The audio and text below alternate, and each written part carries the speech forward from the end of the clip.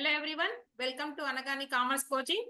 Students, ఇవాళ మనం Osmania paper 2023లో ప్రీవియస్ క్లాసెస్ లో మనం పార్ట్ బిఏలో 8 క్వశ్చన్స్ లో ఒక 4 ప్రాబ్లమ్స్ అండ్ నెక్స్ట్ మళ్ళీ పార్ట్ బిలో నైన్త్ ప్రాబ్లం లో B question triple column cash book explain చేసామండి. ఇప్పుడు మనం 10th ప్రాబ్లంలో బి వచ్చేటప్పటికి petty cash book on the impressive system from the following particulars, దీని గురించి మనం ఇప్పుడు చెప్తున్నామండి. ఓకేనా? అంటే ఏంటి, 9th ప్రాబ్లంలో ఏ క్వశ్చన్ ఏమో థియరీ క్వశ్చన్ ఇచ్చారండి. బి వచ్చేటప్పటికి మనకి ట్రిపుల్ కాలం క్యాష్ బుక్ ఒకటి అయిపోయింది. అలాగే మనకి 10th లో ఏ కూడా ఎక్స్ప్లెయిన్ చేసామండి. 10th లో ఏ ఏంటంటే మనకి trial balance. Okay, trial balance and triple column cash book అయిపోయిన తర్వాత 10th లో బి వచ్చేటప్పటికి మనకి పెట్టి cash book on the impressive system అంటున్నారు. పెట్టి క్యాష్ బుక్ అంటే ఏంటి మీనింగ్? మనకి ఇప్పుడు ఒక ఆర్గనైజేషన్ తీసుకుంటే, లేదా ఒక సంస్థను తీసుకుంటే, బిజినెస్ ట్రాన్సాక్షన్స్ జరిగినప్పుడు క్యాష్ ట్రాన్సాక్షన్స్ తీసుకొచ్చేసి క్యాష్ బుక్ లో రాస్తాం. అయితే లార్జ్ నెంబర్ ఆఫ్ అమౌంట్ లేదా లార్జ్ నెంబర్ ఆఫ్ ట్రాన్సాక్షన్ జరిగినప్పుడు అమౌంట్ కూడా లార్జ్, అంటే ఎక్కువ పెద్ద మొత్తంలో అమౌంట్ ఉండొచ్చు. ఓకే, వాటన్నిటినీ కూడా రికార్డ్ చేసే బుక్ ఏదైతే ఉందో అది cash book, triple column cash book అని చెప్పాం. అయితే వాటితో పాటు స్మాల్ అమౌంట్ తో సంబంధించి ఖర్చులు జరుగుతాయండి. ఫర్ ఎగ్జాంపుల్, ఆ ఎంప్లాయీస్ కి టీ ఎక్స్పెన్స్ కావచ్చు, లేదా పోస్టేజ్ కావచ్చు, స్టాంప్స్ అని. ఓకే, చిన్న చిన్న స్టేషనరీ కోసం బుక్స్ అని, పెన్స్ అని కొంటే ఒక 5 రూపీస్ 10 రూపీస్ అవుతా ఉంటది. ఇలాంటివి ఏవైతే ఉన్నాయో వాటిని ఎంటర్ చేసుకుంటా పోతే, ఎక్కడ ట్రిపుల్ కాలమ్ క్యాష్ బుక్ లో, పెద్ద క్యాష్ బుక్ లో ఎంటర్ చేసుకుంటూ పోతే ఇక్కడ చాలా నెంబర్ ఆఫ్ ట్రాన్సాక్షన్స్ అయిపోయి ఇంత పెద్ద బుక్ అవుతుంది. చాలా టైం వేస్ట్, కన్ఫ్యూజ్గా, క్లమ్జీగా అయిపోతుంది. సో అందుకని ఏం చేస్తారంటే ట్రిపుల్ కాలమ్ క్యాష్ బుక్ తో పాటుగా ఇంకొక చిన్న క్యాష్ బుక్ మెయింటైన్ చేస్తారంటే చిల్లర ఖర్చుల కోసం. అందుకని దాన్ని పెట్టి క్యాష్ బుక్ ఆర్ పెట్టి క్యాష్ బుక్ ఆర్ మనకి ఏంటంటే చిన్న చిన్న వ్యవహారాలు రాస్తాం కాబట్టి తెలుగులో వచ్చేటప్పుడు దాన్ని ఏమంటారంటే చిల్లర నగదు పుస్తకం అని పిలుస్తాం మనం. చిల్లర నగదు పుస్తకము, పెట్టి క్యాష్ బుక్.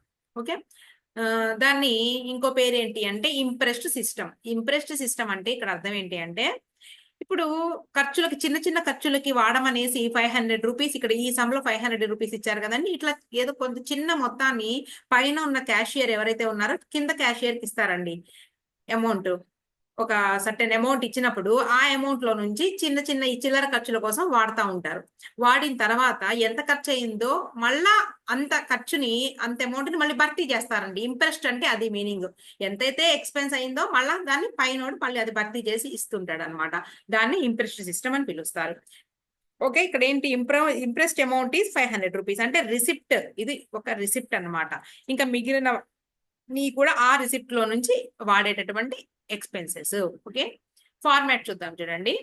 ఫార్మాట్, పెట్టి క్యాష్ బుక్ ఫార్మాట్ ఇదిగోండి. రిసిప్ట్ ఫస్ట్ రిసిప్ట్ రాస్తారండి, డేట్ కాదు. తర్వాత డేట్ కాలం, తర్వాత ఓచర్ నెంబర్. జస్ట్ మనం 1 2 3 వేసుకుంటే సరిపోతుందండి. ఇక్కడ పర్టికులర్స్, టోటల్, ఎవ్రీ ట్రాన్సాక్షన్ సంబంధించినటువంటి ప్రతి ఎక్స్పెన్స్ ను తీసుకొచ్చి మనం టోటల్ లో వేస్తాం. ఇక్కడ ఏంటి, స్టేషనరీ, పోస్టేజ్, వేజెస్, కన్వేయన్స్, మిస్లీనియన్స్. ఇదేంటి అంటే ఆ క్లాసిఫికేషన్ అండి, ఏ ఖర్చు అనేసి ఆ ఖర్చులో వేయడం కోసం. ఓకేనా? ఇప్పుడు దీంట్లో మనం ఎంటర్ చేద్దాం. ఫస్ట్ ఏంటో చూద్దాం చూడండి. ఇంప్రెస్డ్ అమౌంట్ ఈజ్ 500 రూపీస్ అంటే పెద్ద క్యాషియర్ చిన్న క్యాషియర్ కి ఇచ్చాడండి. ఎంత? 500 రూపీస్. అమౌంట్ వాడరా బాబు అనేసి డేట్ కాలంలో డేట్ వేస్తాము. Amount 500 rupees. పర్టికులర్స్ కాలంలో పర్టికులర్స్. డేట్ వచ్చేటప్పటికి మనకి ఇదిగోండి 2016 ఏప్రిల్ 1 ట్రాన్సాక్షన్ నెంబర్ 1. అక్కడ ఓచర్ నెంబర్ ఉంటుంది కదండి, ఓచర్ నెంబర్ వేస్తారండి ఫామ్ లో. అయితే ఇక్కడ మనం ఏంటంటే జస్ట్ 1 2 3 వేసుకుంటూ వెళ్ళిపోదాము. 2 క్యాష్ అకౌంట్. ఎంత తీసుకున్నామండి? 500 రూపీస్ తీసుకున్నాడండి క్యాష్. ఇప్పుడు ఖర్చులు పెడతాడు వీటిలో నుంచి. చూడండి, ఫస్ట్ ఎక్స్పెన్స్ ఏంటి, 2వ తారీఖు paid for stamps 25 rupees. Stamps 25 rupees. Okay, by, ఇక్కడేనండి టూలు బైలు అన్ని రాయాల్సింది. స్టాంప్స్ 25 రూపీస్ టోటల్ అమౌంట్ లో వేయాల్సిందే.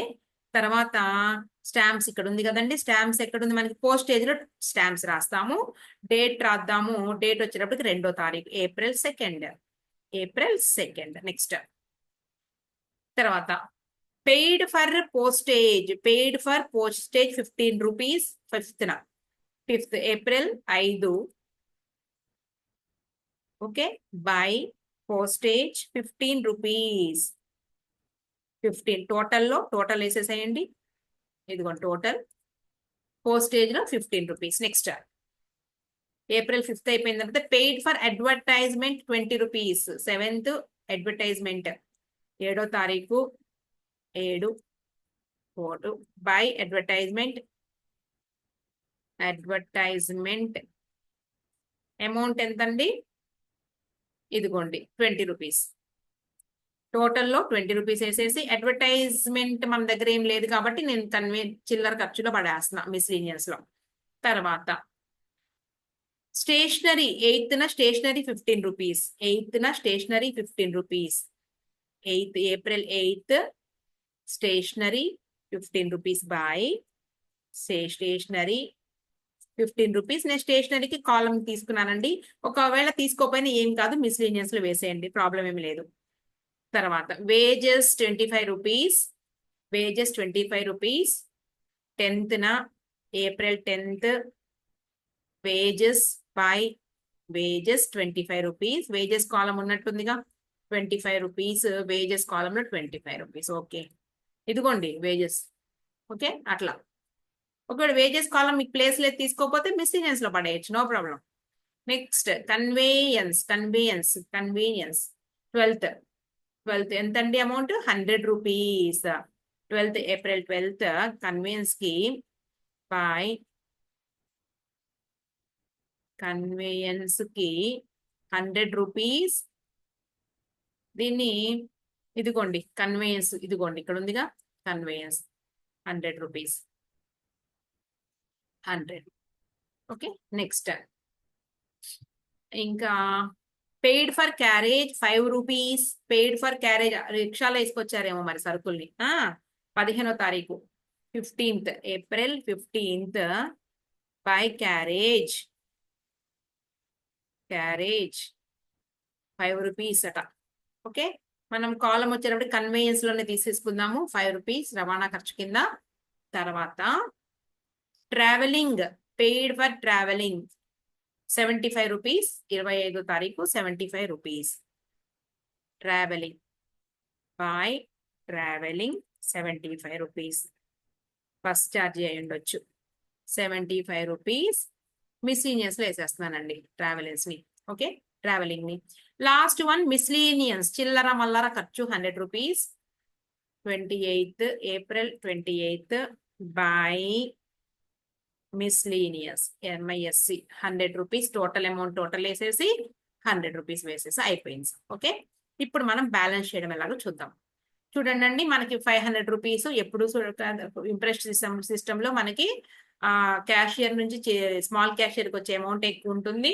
ఆ టోటల్ అమౌంట్ మనం ముందు ఏం చేద్దాము, దాన్ని వేసే ముందు ఈ మొత్తం ఈ టోటల్ ఉంది, ఈ టోటల్ అమౌంట్ లో ఇవన్నీ ఎంతో యాడ్ చేసుకుందామండి. ఇదిగోండి చూడు, 25, 40, 40, 60, 75, 100, 200, 25, 210, అవునా, 210, 290, 390 రూపీస్.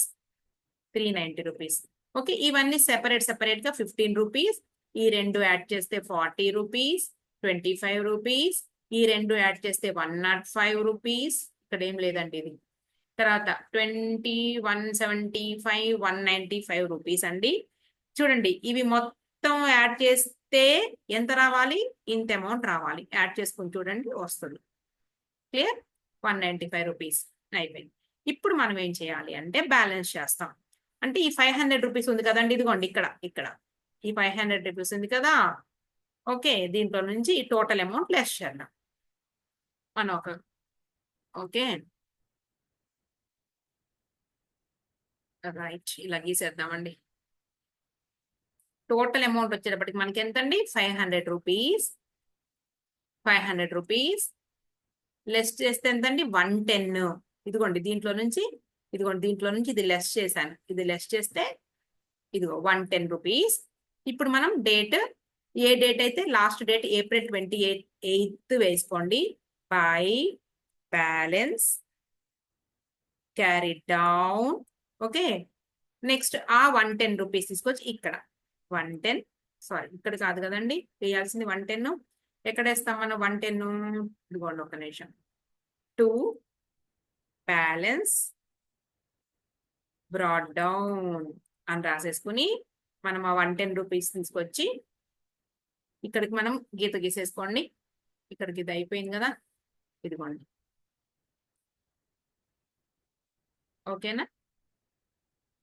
రైట్.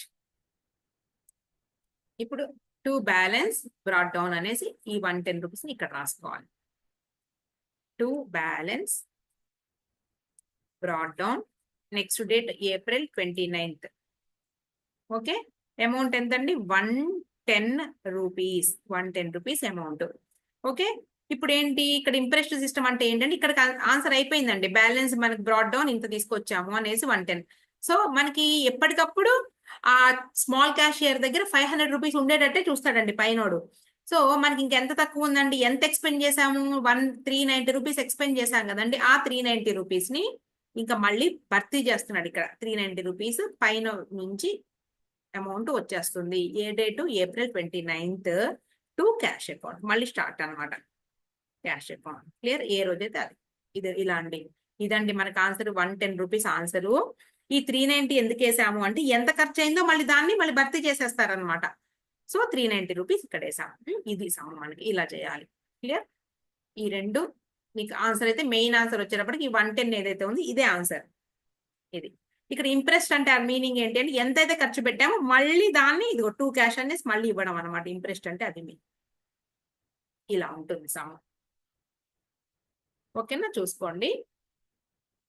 నెక్స్ట్ క్లాస్ లో మనం నెక్స్ట్ ఇంకో ప్రాబ్లం తో వద్దాం. ఇంకా ఉన్నాయి మనకి 10, 8 అంటే 9, 10, 11, 12, 13 అంటే మనకి బిఆర్ఎస్ ఉంది ఇంకా. అవునా? ఫైనల్ అకౌంట్స్ ప్రాబ్లం ఉంది. ఇట్లా మొత్తం అన్ని కూడా మనం తీసుకొద్దామండి. ఇంతటితో మనం ఎండ్ చేసేద్దాం ఈ క్లాస్ ని. ఓకేనా? చూసుకోండి మొత్తం పార్ట్ 1, 2, 3లుగా నేను డివైడ్ చేసి పెడతాను మీకు. దాని ప్రకారంగా ఫాలో అవ్వండి.